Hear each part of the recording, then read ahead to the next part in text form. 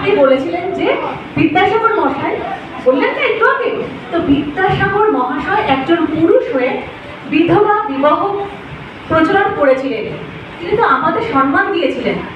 আপনি কোশ্চেন কি করছেন আর উত্তর কি করছেন নিজেই বুঝতে পারছেন না। সব থেকে প্রথম আর সেকেন্ডলি হচ্ছে রামমোহন রায়, যাদের জন্য এখন আমরা গর্ববোধ করি, যাদের জন্য আমরা এখন গর্ববোধ করি, যিনি সতীদাহ প্রথা করে আমাদেরকে বলতে পারে রক্ষা করেছিলেন। কিন্তু আমরা কি করেছি তাদের জন্য?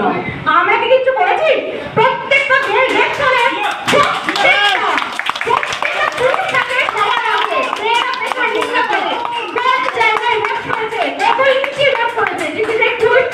আমাদের দাদারা মায়েরা সামনে দাঁড়িয়ে থাকে, রেপের লড়াই করে, সেই পুরুষরা প্রত্যেকটা পুরুষের নির্মম হচ্ছে।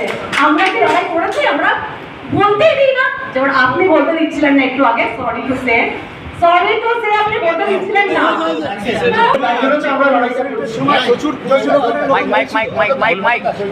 আপনারা কি ট্রেনের বগি যেরকম সুরক্ষিত নারীদের থাকে পুরুষদের জন্য কি আপনারা দাবি তুলবেন? এক্স্যাক্টলি না, আমরা দাবি তুলবো না, আমার চাই না। আপনি আসতে বলুন। তুমি বলো না।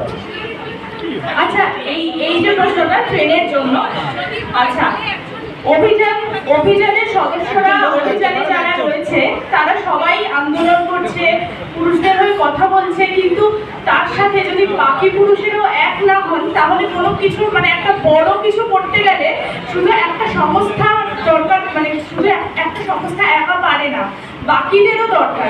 এই যে একজন বলছিলেন যে পুরুষরাও পুরুষদের শত্রু। আজকে আমরা যখন পাবলিক ট্রান্সপোর্টে যাই, পুরুষরা মেয়েদেরকে জায়গা ছেড়ে দেয়, কিন্তু পুরুষরা কি পুরুষদেরও জায়গা ছেড়ে দেয় কখনো? বেশি তো সেটাও আমি দেখতে পাই না।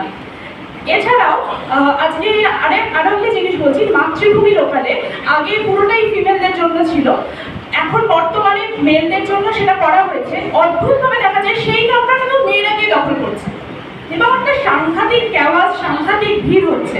সেইটা নিয়ে কটা পুরুষ বলে সেটাকেও তারা মেনে নিচ্ছে, কিছু সেটা নিয়ে বলছে না। বাসেও লেডিস কাছে জেনারেল হচ্ছে, জেন্টস এখন কিছু কিছু জায়গাতে দেখা যাচ্ছে, কিন্তু খুব কম এখনো জেনারেল রয়েছে। এবং সেই জেনারেল লেডিস সিট আমরা নিজেরা দেখি পুরোনো ফাঁকা রয়েছে, কিন্তু তারপরেও ফাঁকা বাসে এই দিকটা জেনারেলে গিয়ে সেই জায়গাগুলো দখল করছে। সেইখানে আমি খুব কম পুরুষকে